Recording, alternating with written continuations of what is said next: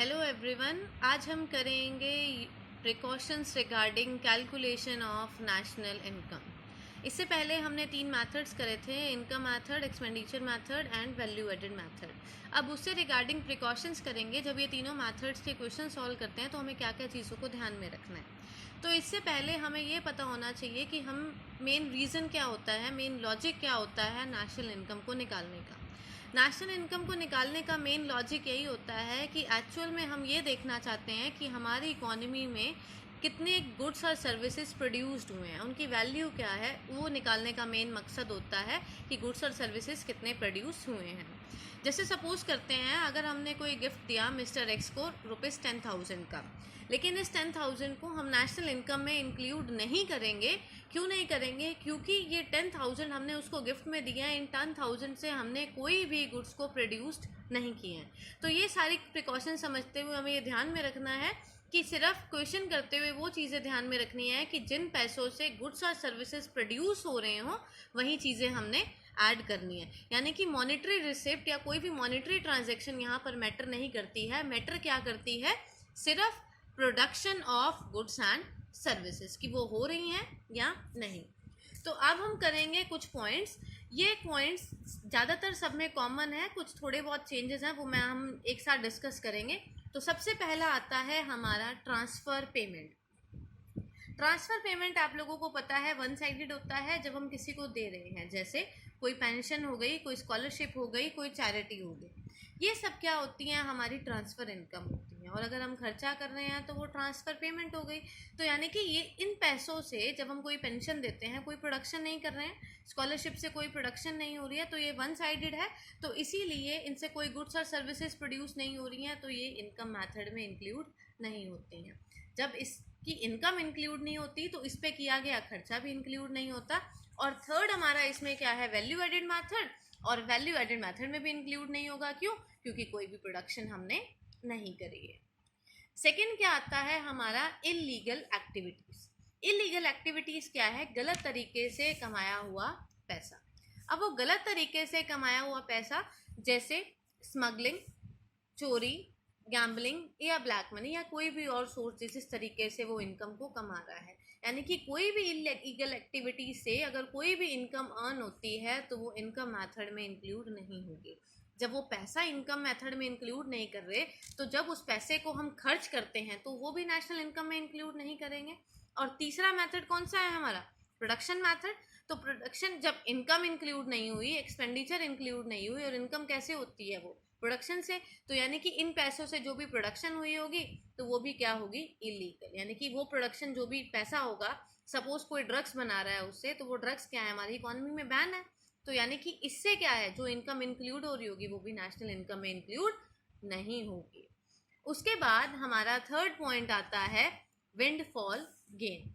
Windfall gain का मतलब क्या है? जैसे हम बोलते हैं छप्पड़ फाड़ के पैसा आ गया हमारे पास, यानी कि कोई लॉटरी लगी, अचानक से इनकम बहुत ज़्यादा हो गई, तो वो पैसा। लेकिन एक चीज़ ध्यान में, ये पैसा हमें रोज़ रोज़ नहीं मिलता है। तो यानी कि इनकम मेथड में क्या होगा? अगर अचानक से कोई भी विंडफॉल गेन हो रहा है, जैसे कोई लॉटरी लग गई है, तो उसको अवॉइड करेंगे। क्यों? क्योंकि इस पैसे से भी हमने कोई भी प्रोडक्शन ऑफ गुड्स और सर्विसेज नहीं लिया। इसको हम एक एग्जाम्पल से समझते हैं। जैसे सपोज हमने एक लॉटरी ली, उस लॉटरी में हमें 1 लाख रुपए मिले। अब वो 1 लाख रुपए क्या है? एक ट्रांसफर पेमेंट है। आपने उसमें एक पैसा लिया और उसके बदले क्या है? आपको लॉटरी निकली, और वो ट्रांसफर पेमेंट है और इस पैसे से कोई भी प्रोडक्शन नहीं करी है, तो वो इंक्लूड नहीं करेंगे। अब इसका एक केस और चीज़ आती है दिमाग में। सपोज उस लॉटरी में आपको एक बाइक मिली, यानी कि जिससे आपने लॉटरी खरीदी, तो उसने क्या किया? उसने आपको इसके बदले बाइक दी। अब एक चीज़ ध्यान में रखनी है, अब वो जो बाइक दी है वो बाइक क्या हुई थी? उस ईयर में उस चीज़ की प्रोडक्शन हुई थी। तो यानी कि उस केस में उसके अकॉर्डिंग वो चीज़ प्रोडक्शन में काउंट होगी, यानी कि उस पर किया गया खर्चा काउंट होगा। लेकिन इनकम मेथड में उससे जो भी इनकम अराइज हुई उसको हम इंक्लूड नहीं करेंगे। इसमें सेकंड मेथड नेक्स्ट क्या आ जाता है हमारा topic? Purchase of second hand goods. Second hand goods कौन से होते हैं? जो एक बार हम खरीद चुके हैं और उसको हमने आगे किसी को बेच दिया है, अब वो सेकंड हैंड गुड्स हो गए। अब इसको भी सबसे पहले हम एक एग्जांपल से समझते हैं। सपोज आपने एक साइकिल खरीदी 4 जनवरी 2010 में 5000 रुपीज़ की। अब उसके ऊपर डेप्रिसिएशन लगने के बाद उसकी वैल्यू क्या बच जाती है, मार्केट वैल्यू क्या है, 1000 रुपीज़। अब इस 1000 रुपीज़ की जो मार्केट वैल्यू थी, आपने वो क्या कर दिया, सेल कर दिया मिस्टर एक्स को 1500 में 2020 में।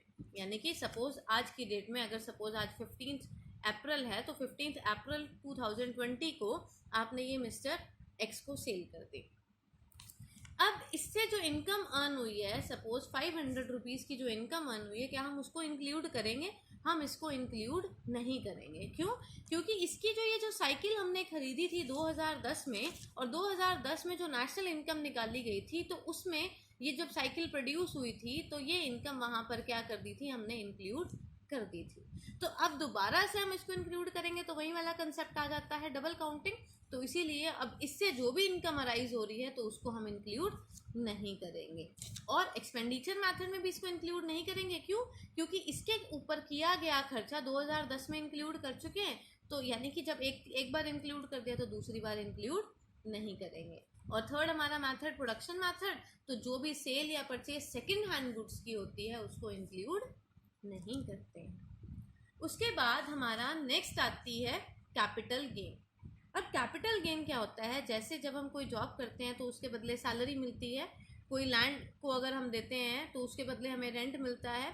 उसी तरह जब हम किसी भी कैपिटल एसेट को सेल करते हैं तो उससे हमें जो भी प्रॉफिट होता है तो उसे हम बोलते हैं कैपिटल गेन। यानी कि किसी भी कैपिटल एसेट को बेचने पे जो भी आपको प्रॉफिट हो रहा है उसे कैपिटल गेन बोला जाता है। जैसे सपोज एक एग्जांपल लेते हैं, हमने एक लैंड परचेज करी 10 लाख रुपीज़ की, और उसके बाद हमने इसको सेल कर दिया 15 लाख रुपए में। अब इसका जो डिफरेंस क्या है, 5 लाख। अब ये कैपिटल एसेट थी हमारी, अब ये कैपिटल एसेट से जो भी हमें गेन हुआ, ये 5 लाख रुपीज़, इसे कैपिटल गेन बोला जाएगा। अब इस कैपिटल गेन को हम इंक्लूड नहीं करते हैं। क्यों? क्योंकि ये पुरानी एसेट थी, हमने पहले खरीदी हुई थी लैंड, और एक तरह से अभी हम दोबारा इसको बेच रहे हैं, तो ओल्ड एसेट्स के ऊपर जो भी गेन होता है हम इसको इंक्लूड नहीं करते हैं, क्योंकि हमने इससे कोई भी नई एसेट नहीं खरीदी है। ये हमारा इससे आया हुआ प्रॉफिट है। उसके बाद नेक्स्ट आता है हमारा sixth, government taxes. Government taxes, अब गवर्नमेंट दो तरह के टैक्स लगाती है, एक होता है डायरेक्ट टैक्स और दूसरा होता है हमारा इनडायरेक्ट टैक्स। अब डायरेक्ट टैक्स क्या और इनडायरेक्ट टैक्स, दोनों तरह की चीज़ें जो टैक्सेस होते हैं उसको भी हम इंक्लूड नहीं करते हैं। क्यों?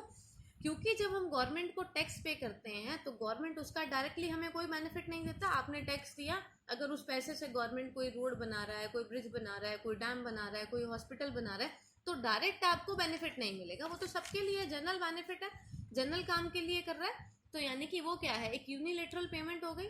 तो यानी कि ये भी चीज़ें हमारी मेथड में इंक्लूड नहीं होती, क्योंकि हमने शुरू में पढ़ा था कि प्रोडक्शन होगी गुड्स और सर्विसेज की, तभी हम इंक्लूड करेंगे। उसके बाद नेक्स्ट आता है हमारा डिविडेंड। अब डिविडेंड कैसे होता है? डिविडेंड यानी कि जब कोई कंपनी को प्रॉफिट होता है, उस प्रॉफिट को कंपनी क्या करती है, अपने शेयर होल्डर में बांट देती है। तो इसको भी हम इंक्लूड नहीं करते, क्योंकि ये एक प्रॉफिट का पार्ट है। अगर आपको ध्यान हो तो हमने जब एक इनकम मेथड किया था उसमें हमने प्रॉफिट किया था, और प्रॉफिट को 3 पार्ट्स में डिवाइड किया था, और उसमें एक पार्ट था डिविडेंड, और हमने डिविडेंड को इंक्लूड नहीं किया था क्योंकि ये प्रॉफिट का पार्ट ही होता है। और प्रॉफिट क्या है, पहले से ही हम इंक्लूड उसको कर लेते हैं जब भी प्रोडक्शन करते हैं, तो इसीलिए इसको भी हम इंक्लूड नहीं करते। लेकिन एक चीज़ और, अगर ये डिविडेंड हमारा बाहर से आ रहा है, सपोज फॉरेन कंट्री से हमें डिविडेंड मिल रहा है, हमने वहाँ पे कोई शेयर खरीदे थे, कोई इन्वेस्टमेंट करी थी, और वहाँ से आपको डिविडेंड आ रहा है, तो यानी कि वहाँ से पैसा आ रहा है, तो उसको हम नेशनल इनकम में इंक्लूड करेंगे। अदरवाइज अगर इंडिया में कोई भी डिविडेंड हमें रिसीव हो रहा है तो हम उसको इंक्लूड नहीं करेंगे। उसके बाद नेक्स्ट आता है इंटरेस्ट। अब इंटरेस्ट क्या होता है? जब हम कोई भी प्रोडक्शन एक्टिविटी करते हैं, यानी कि जब भी हमने कोई, सपोज करते हैं, एग्जांपल से पहले समझते हैं, हमने एक लोन लिया 50,000 रुपीज़ का, और 50,000 रुपीज़ का लोन लिया 1% के रेट ऑफ इंटरेस्ट से, और हमने उससे एक बाइक खरीदी थी पर्सनल यूज़ के लिए। अब आपने एक बाइक खरीदी 1 लाख रुपए की, 50,000 रुपये आपके पास थे, 50,000 रुपये का आपने लोन लिया, और उसके ऊपर 1% आपने इंटरेस्ट दिया, यानी कि इंटरेस्ट कितना बना, 500 रुपीज़। अब ये क्या है इंटरेस्ट, आप इसको इंक्लूड नहीं करेंगे। क्यों? क्योंकि इस इंटरेस्ट से कोई भी प्रोडक्टिव इन्वेस्टमेंट नहीं हो रही है, कोई भी प्रोडक्शन नहीं हो रही है। अगर सपोज ये बाइक आपने एज अ टैक्सी के लिए या कहीं पर आपने किसी को हायर करने के लिए दे रखी थी कि कोई भी आपकी आए हायर करके ले जाए और उसके बदले आपको पैसे दे जाए, तो उससे क्या हो रही थी, उस बाइक से आप कुछ भी प्रोड्यूस कर रहे थे, इनकम जनरेट कर रहे थे, तो वो हम उसको इंक्लूड करते हैं। लेकिन ये आपने पर्सनल यूज़ के लिए अगर आपने कोई भी गुड्स लिया, कोई कार लिया, कुछ भी लिया, तो उसको हम इंक्लूड नहीं करेंगे। नेक्स्ट क्या आता है, ब्रोकरेज फीस। अब ब्रोकरेज फीस क्या होती है, इसको भी हम इंक्लूड नहीं करते हैं। क्यों? ब्रोकरेज फीस को इसको हम क्या करते हैं, इंक्लूड करते हैं। क्यों? क्योंकि ये ब्रोकरेज क्या होती है, जब ब्रोकर क्या होता है, एक दलाल होता है जिसकी हेल्प से हम अपने गुड्स को बेचते हैं। जैसे हम शेयर मार्केट में एक ब्रोकर होता है, तो उस ब्रोकर की हेल्प से हम अपने गुड्स को बेचते हैं, तो उसको जो उसके बदले हमसे वो फीस चार्ज करता है उसे ब्रोकरेज फीस कहते हैं। और जो फर्स्ट टाइम चार्ज की जाती है, तो इसीलिए हम उसको इंक्लूड करते हैं। नेक्स्ट क्या है, प्रोडक्शन ऑन ओन गुड्स। अगर आपने कोई भी गुड्स को प्रोड्यूस किया है खुद के लिए, यानी कि सपोज आपने एक मशीन बनाई है और उस मशीन को आप अपनी फैक्ट्री में ही यूज़ कर रहे हो और उस मशीन की हेल्प से आगे फर्दर प्रोडक्शन कर रहे हो, तो आप उसको इंक्लूड करोगे। लेकिन अगर आप अपने पर्पज़ के लिए ओन गुड्स कुछ भी आप प्रोड्यूस कर रहे हो, तो उसको आप इंक्लूड करोगे। नेक्स्ट और लास्ट हमारा इसमें आता है production on service. Production on service को हम इंक्लूड नहीं करेंगे। जैसे सपोज कोई टीचर है, कोई सर्विस दे रहा है, तो उस सर्विस से क्या है, कोई गुड्स प्रोड्यूस नहीं हो रहे ना सर्विस देने से, तो उसको हम इंक्लूड नहीं करेंगे। तो ये थी हमारी सारी प्रिकॉशन जब हम नेशनल इनकम को कैलकुलेट करते हैं। Thank you so much.